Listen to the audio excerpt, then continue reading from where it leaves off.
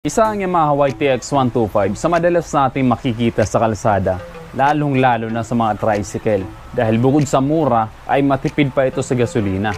At hindi lang siya basta pangharabas ng motor dahil pwedeng-pwede rin itong pangporma. Kaya naman sa video ito pag-uusapan natin kung sulit pa rin bang bumili ng Yamaha YTX 125 ngayong 2023.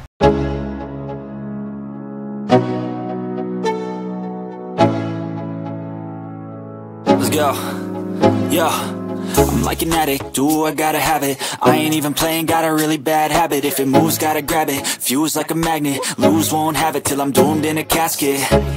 I ain't playing, got a weird mind. If you work 8 hours, I'ma work 9. If the shit tastes sour, you should taste mine. I'ma stay in power for a long time. Ngayon ang Yamaha YTX 125, napakaganda ng kanyang forma. Minimalist design siya. Kahit madalas natin siya makikita sa mga tricycle, hindi siya cheap tingnan, di ba?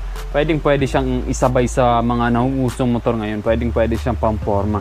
At kahit katabi niya yung Sniper 155, hindi siya pumangit tingnan kahit napakaganda ng Sniper 155. Parang kayang-kaya niya pa rin talagang sumabay sa mga modernong motor ngayon. Pagdating sa headlight nito, naka-bulb type, then pabilog siya. May mga nakikita kong ganito na minamodify nila, ginagawa nilang kulay yellow para maging mala copy racer talaga. Yung parang kagaya ng motor ni Jericho Rosales. Tapos sa mga signal lights niya naman, nandito siya sa katabi na rin siya ng headlight niya. Kaya kitang-kita kapag kakaliwat kakanan ka.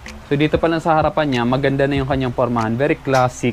Then pagdating dito sa side view niya, napaka-rugged niyang tingnan, di ba? Litaw na litaw yung kanyang tangke, kulay red yung kanyang tangke. Tapos very masculine yung kanyang tangke. Ang fuel capacity pala nito ay 7.6 liters. Marami-rami na din ang pwede mong mailagay na gasolina. Then ayan, naka-analog display siya. So very direct to the point, hindi ka naman mahihirapan basahin yan. Tapos nasa gitna ang kanyang odometers. Dito naman sa gilid ang mga indicator niya.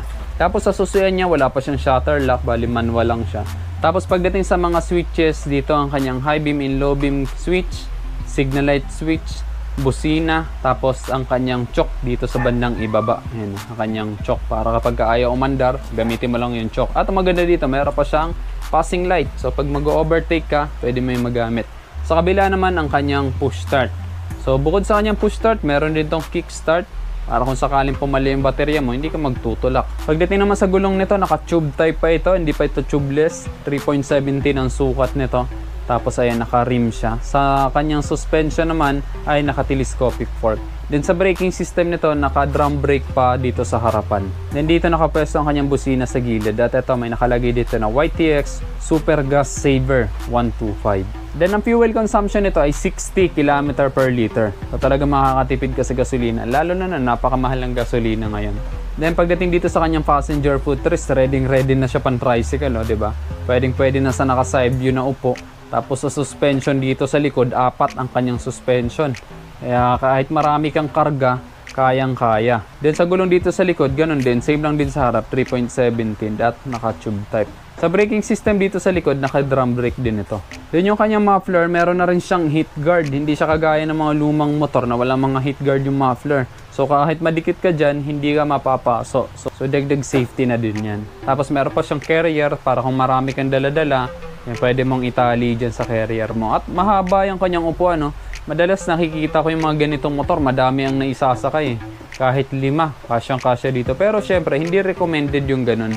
Pagdating sa kanyang taillight, ay naka-bulb type din siya. Ang laki din ng kanyang taillight, kaya kitang-kita siya sa gabi. Sa mga signal lights niya, nakahiwala yung kanyang forma. Then, naka-bulb type din. Then pagdating sa timbang nito, 114 kilos siya, hindi siya masyadong mabigat, hindi rin siya ganun kagaan. Sa dimension naman nito, ang overall length ay 2040 mm, ang width ay 700 mm, ang height ay 1070 mm, at ang wheelbase ay 1265 mm, at ang kanyang ground clearance ay 170 mm. Then pagdating sa makina nito, ito ay 125cc air-cooled 4-stroke single overhead cam, 2 bulbs, single cylinder, at naka-carb type pa ito, hindi pa to fuel injected. Ang maximum power nito ay 6 kilowatts at 7,000 RPM with a maximum torque of 10.2 Nm at 4,500 RPM. Then naka 4-speed dito. Then ayan, 'di ba? Sobrang ganda pa rin talaga ng forma nitong Yamaha YTX 125. Pwedeng sumabay sa nauusong motor ngayon. Pwedeng pang negosyo, pwedeng pang forma. Then pagdating naman sa kanyang presyo, ang kanyang cost price ay 59,900 pesos.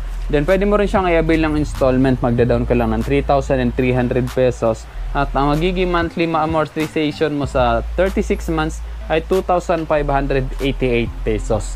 So naghahanap ka nito at nandito ka lang sa Bicol, available to dito sa San Roque branch dito sa Yamaha Iriga City. So yun guys, diba, sobrang ganda pa rin talaga ng Yamaha YTX 125. Very recommended pa rin siya at sulit pa rin siya ngayong 2023. Dahil yung forma niya, kayang-kaya niya pa rin sumabay sa mga modern looks na motor ngayon. Pwede siyang pang forma, pwede rin pang hanap buhay.